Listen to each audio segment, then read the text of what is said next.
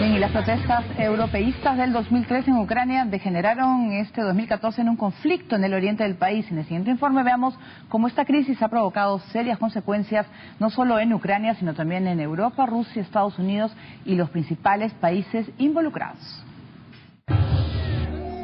Durante el 2014 el mundo ha estado al borde de una nueva guerra fría. Una situación tan peligrosa que ha forzado a la comunidad internacional a comprender que lo que sucedía en Ucrania no era un simple conflicto local, sino la disputa entre Occidente y Rusia por dicho país, cuya soberanía se ha visto vulnerada. Como se recuerda, el entonces presidente Víktor Yanukovych terminó cediendo a las presiones del todopoderoso del Kremlin y suspendió el acuerdo de asociación de Ucrania con la Unión Europea. Esto enfureció a sus compatriotas proeuropeos que no pararon hasta sacarlo del poder el 22 de febrero del 2014, solo 2 días después del Jueves Negro, el más violento de las protestas que terminó con la vida de más de 60 personas en Kiev.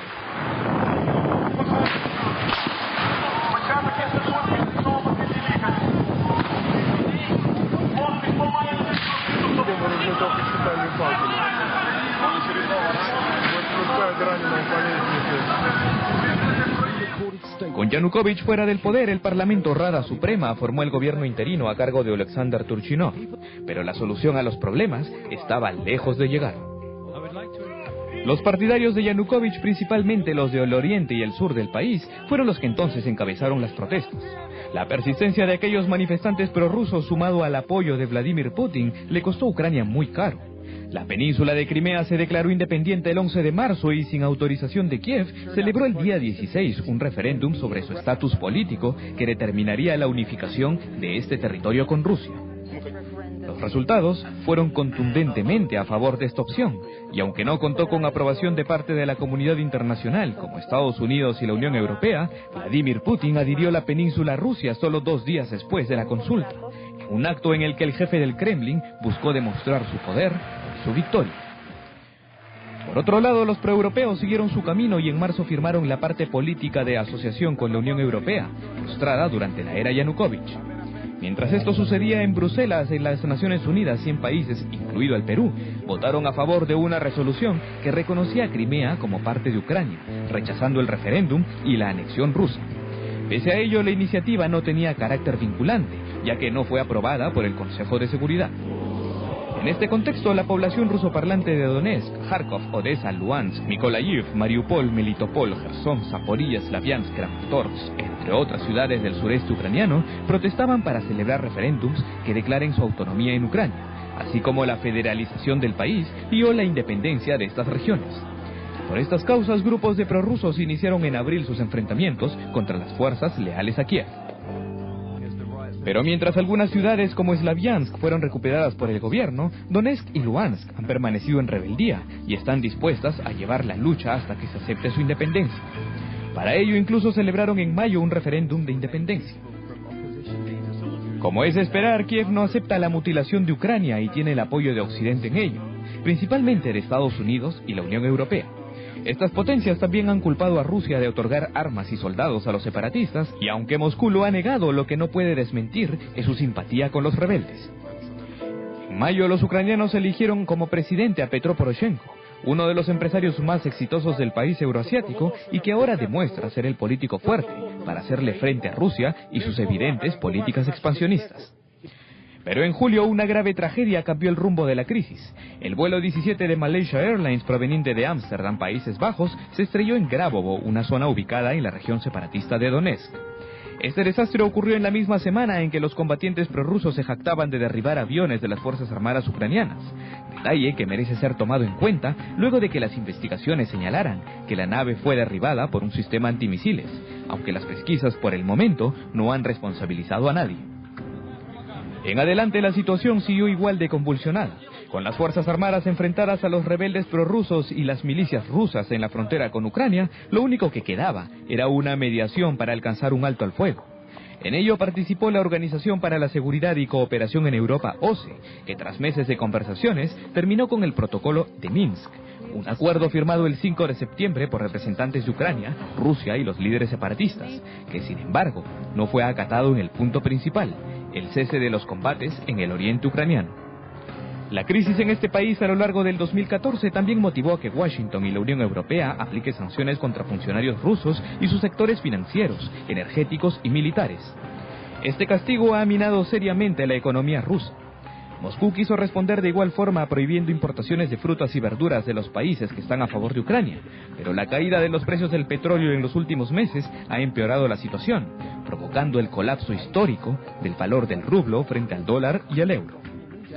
Ucrania tiene en sus planes unirse en 2020 a la Unión Europea e ingresar a la Alianza del Atlántico OTAN.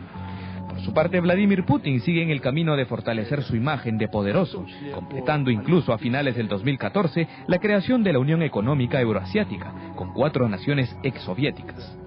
Pese a ello, Moscú mira con temor la llegada del nuevo año, un 2015 que determinará si el ex agente de la KGB es capaz de sacar a su país del tropiezo económico, o sus ambiciones llevarán a Rusia a una seria crisis.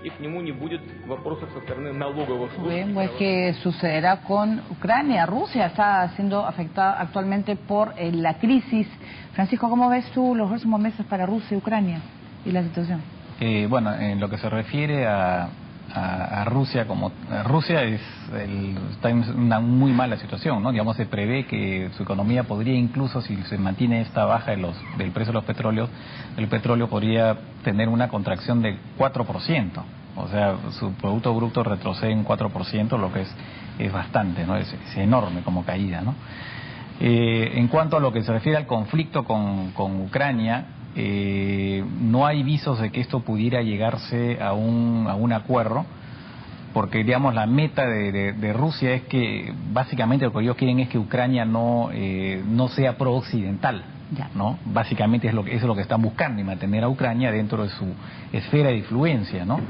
Entonces, digamos, en función de esa meta es que ellos alientan e incluso participan directamente en el conflicto en el este ucraniano. Habrá que ver si es que la muy mala situación, digamos, el efecto de las sanciones en la economía rusa, más el que se conjuga con la baja de los precios de petróleo, vamos a ver si eso de alguna manera fuerza a Putin a tratar de llegar a un acuerdo. Van a haber conversaciones, se va a reunir con Poroshenko el 15 de enero, va a haber una ronda de conversaciones, vamos a ver qué sucede ahí, pero hasta el momento por lo menos no hay visos de que Putin vaya a dar su brazo a torcer, y más aún teniendo en cuenta que todavía tiene un colchón de 400.000 millones de dólares de reservas que le permiten más o menos manejar un poco hasta cierto punto la situación económica, ¿no? Pero ahora vamos a ver qué sucede, ¿no? Fred, ¿cómo ves el manejo de Putin para los próximos meses, no?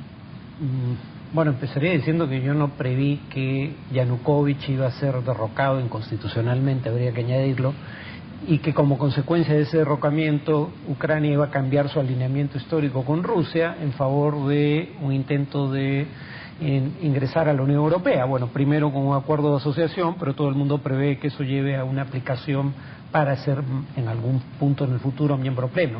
Lo que sí creo que era previsible es que de producirse un hecho como ese, Rusia iba a reaccionar como reaccionó, por la importancia histórica, pero sobre todo geopolítica, que Ucrania ha tenido como estado tapón, que pone distancia entre el territorio de Rusia y el territorio de potenciales rivales. Creo que Putin ha cometido varios errores de cálculo. A mí me sorprende cómo incluso neoconservadores estadounidenses suspiran cuando hablan de Putin, ¿no? Como el hombre fuerte que ellos anhelarían tener en la Casa Blanca. Bueno, mi presunción es que Putin no es ese Uberman que se sobrepone a toda adversidad, y que está siempre varias jugadas por delante de sus rivales en el ajedrez geopolítico de la región. Yo creo que cometió errores de cálculo, y a esos errores de cálculo se le añade un problema que nadie previó tampoco, y era la caída dramática del precio del petróleo. Yo no creo que, visto esto en perspectiva, Putin vaya a salir muy bien librado de esta situación. Muy bien, así como en Ucrania, la corriente separatista estuvo presente en el Reino Unido, Escocia y España, con Cataluña. En tanto, los estudiantes de